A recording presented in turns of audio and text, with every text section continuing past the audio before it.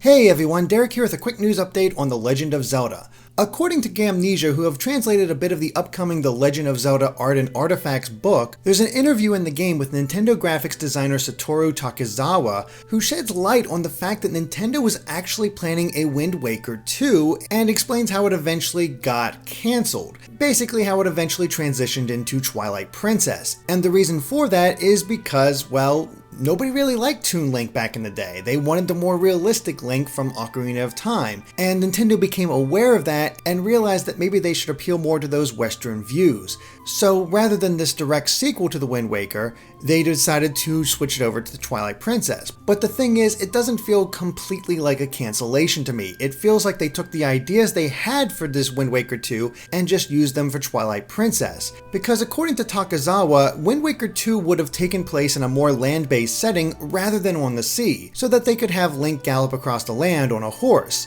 But Link's proportions in Wind Waker weren't very well suited to riding on horseback. He was too short, and an adult version of Toon Link did not seem appropriate either. So while they were stuck on those problems, they became aware of the demand for the realistic, taller Link. Add in the fact that this was around the time of Lord of the Rings, and high-budget live-action fantasy movies were big at the time, it made sense for them to scrap the idea of a Wind Waker direct sequel and instead build the concept of Twilight Princess. So a lot of people are taking this as a cancellation of, oh no, we could have had a Wind Waker 2. Trust me, I would have loved an actual sequel to Wind Waker 2, but this sounds like they would have had to rework a lot of things, and their ideas for a sequel sort of landed into place along with what people were demanding at the time. So I wouldn't take this as a cancellation of Wind Waker 2, this is just sort of like the natural evolution into Twilight Princess. Same with those dungeons that were cancelled from Wind Waker that were just implemented into later games. It happens a lot in game development, but really interesting nonetheless. I'm actually looking forward to picking up this Art and Artifacts book as it seems very interesting and I love the Hyrule Historia.